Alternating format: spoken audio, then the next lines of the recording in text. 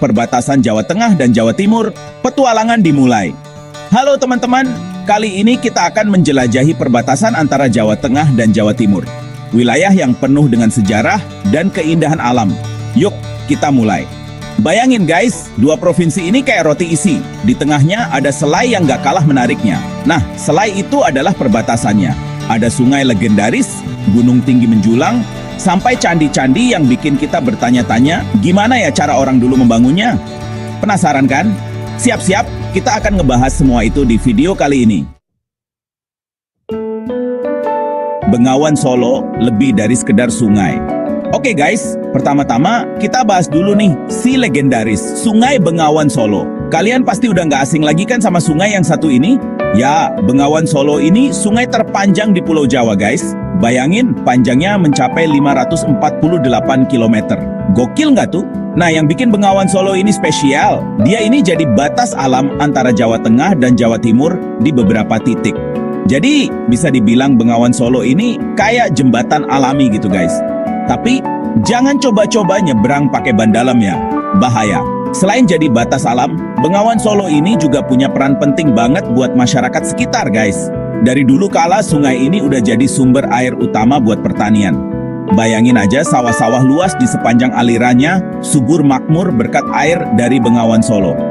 Nggak cuma itu guys, Bengawan Solo juga jadi jalur transportasi penting di masa lalu loh. Zaman dulu belum ada tol Trans Jawa kayak sekarang guys.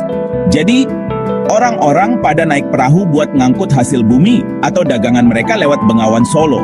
Kayak jalan tol zaman dulu gitu deh. Nah sekarang, Bengawan Solo juga jadi tempat wisata yang menarik loh. Kalian bisa susur sungai pakai perahu sambil menikmati pemandangan alam yang masih asri. Seru banget deh kayaknya. Tapi guys, kita juga harus jaga kebersihan sungai ini ya. Jangan buang sampah sembarangan. Sayang banget kan, sungai selegendaris ini kalau sampai tercemar.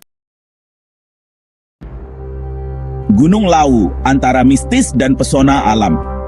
Dari sungai terpanjang, sekarang kita naik ke tempat yang lebih tinggi guys. Yap, kita ke Gunung Lawu. Gunung ini terletak di perbatasan selatan Jawa Tengah dan Jawa Timur. Ketinggiannya, jangan ditanya, 3.265 meter di atas permukaan laut guys. Bikin ngos-ngosan kalau naik sampai puncak. Gunung Lawu ini bukan gunung sembarangan guys. Selain jadi batas alam antara Kabupaten Karanganyar di Jawa Tengah dan Kabupaten Magetan di Jawa Timur, gunung ini juga terkenal banget sama cerita-cerita mistisnya. Katanya sih, Gunung Lawu ini jadi tempat favorit para dewa dan makhluk gaib buat nongkrong. Serem juga ya? Tapi tenang aja, guys, di balik cerita mistisnya, Gunung Lawu ini punya pemandangan alam yang luar biasa indah. Ada kawah-kawah yang masih aktif, hutan pinus yang sejuk, dan padang rumput yang luas. Cocok banget buat kalian yang suka hiking atau camping. Nah, buat kalian yang mau naik ke puncak Gunung Lawu, ada beberapa jalur pendakian yang bisa dipilih guys. Ada jalur Cemoro Sewu, Cemoro Kandang, dan Candi Ceto. Masing-masing jalur punya tingkat kesulitan yang beda-beda. Jadi pilih yang sesuai sama kemampuan kalian ya. Oh iya, satu lagi yang nggak boleh dilewatkan kalau ke Gunung Lawu, cobain deh wedang ronde khas daerah sini. Minuman hangat jahe dengan ronde kenyal ini cocok banget dinikmati setelah lelah mendaki. Dijamin bikin badan jadi hangat dan segar kembali. Gimana guys? Tertarik buat menaklukkan Gunung Lawu? Hutan jati, keindahan dan manfaatnya. Setelah mendaki gunung, sekarang kita jalan-jalan santai ke hutan. Tepatnya ke hutan jati yang ada di perbatasan Jawa Tengah dan Jawa Timur. Hutan ini nggak cuma indah, tapi juga punya segudang manfaat loh. Penasaran? Yuk kita simak. Hutan jati ini terkenal banget sama pohon jatinya yang tinggi menjulang guys. Kayu jati dari sini terkenal kuat dan awet. Makanya sering dipakai buat bikin furnitur, rumah, sampai kapal laut. Keren kan? Salah satu hutan jati yang terkenal di sini adalah Hutan Jati Bojonegoro di Jawa Timur. Luasnya mencapai sekitar 10.000 hektar guys. Bayangin, luas banget kan? Di sini kalian bisa jalan-jalan santai sambil menikmati udara segar dan pemandangan hijau yang menyejukkan mata. Nggak cuma kayu jatinya aja yang bermanfaat guys. Daun jati juga bisa dimanfaatkan buat bungkus makanan loh. Kalian pernah makan nasi jamblang atau nasi pecel yang dibungkus daun jati? Nah, daun jati ini bikin aroma makanan jadi lebih harum dan nikmat. Selain itu, hutan jati juga jadi habitat berbagai flora dan fauna loh. Ada monyet, rusa, burung, dan masih banyak lagi. Seru banget kan? bisa jalan-jalan sambil belajar tentang alam. Tapi ingat guys, kita harus jaga kelestarian hutan ini ya. Jangan menebang pohon sembarangan dan jangan buang sampah sembarangan. Kita harus jaga alam ini agar tetap lestari dan bisa dinikmati oleh generasi mendatang. Gimana guys? Keren kan hutan jati ini? Siap-siap terpukau guys.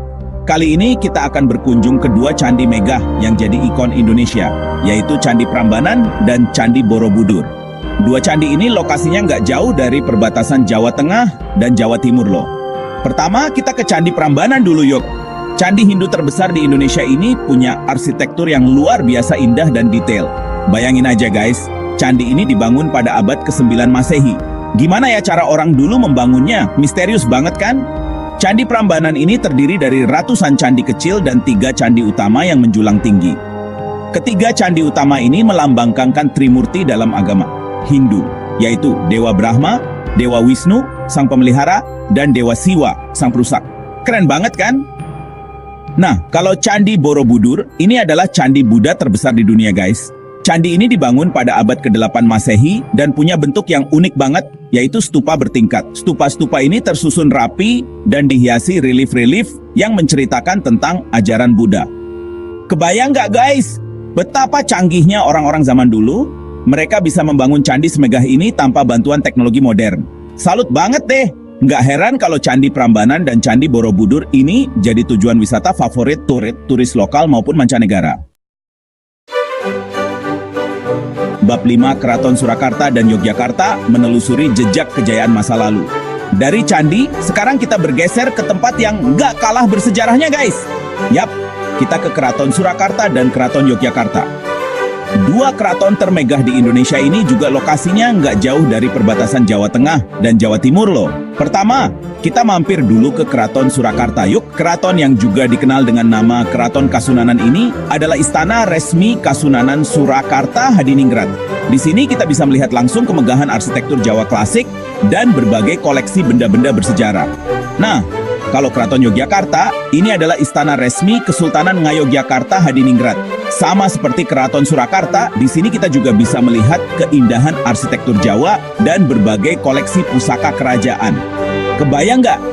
Guys, dulu di keraton ini hidup raja dan ratu dengan segala kemewahannya.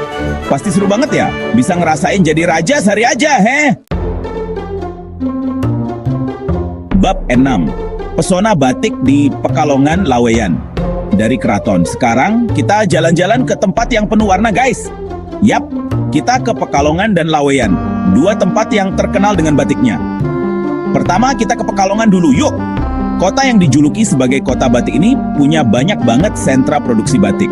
Di sini kita bisa menemukan berbagai macam motif batik, mulai dari yang tradisional sampai yang modern. Nah, kalau mau tahu lebih banyak tentang batik, kalian wajib banget nih mampir ke Museum Batik Pekalongan. Di sini tersimpan koleksi batik terlengkap di Indonesia guys. Mulai dari batik zaman dulu sampai batik karya maestro batik Indonesia, semuanya ada di sini. Puas belajar tentang batik di Pekalongan? Sekarang kita lanjut ke Kampung Batik Laweyan di Surakarta. Yuk, kampung ini udah terkenal sejak zaman dulu sebagai sentra produksi batik. Bab 7, Pantai Parangtritis, Keindahan dan Mitosnya. Perjalanan kita kali ini akan berakhir di pantai guys. Yap, kita ke Pantai Parangtritis di daerah istimewa Yogyakarta.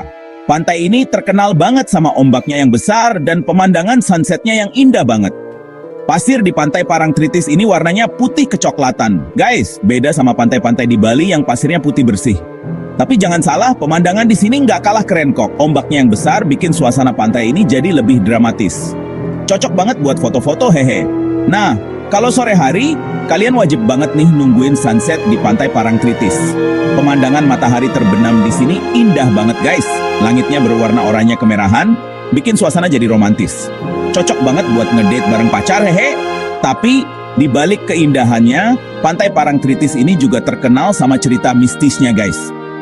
Konon katanya, pantai ini adalah kerajaan Nyi Roro Kidul, penguasa Laut Selatan.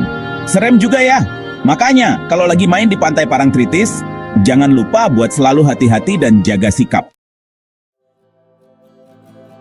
Nah, itulah beberapa tempat menarik di perbatasan Jawa Tengah dan Jawa Timur. Semoga kalian terinspirasi untuk menjelajahi keindahan dan sejarah yang ada di sana. Gimana guys? Seru kan perjalanan kita kali ini? Semoga video ini bisa jadi referensi buat kalian yang mau liburan ke perbatasan Jawa Tengah dan Jawa Timur. Jangan lupa like, komen, dan subscribe untuk video menarik lainnya. Sampai jumpa di petualangan berikutnya.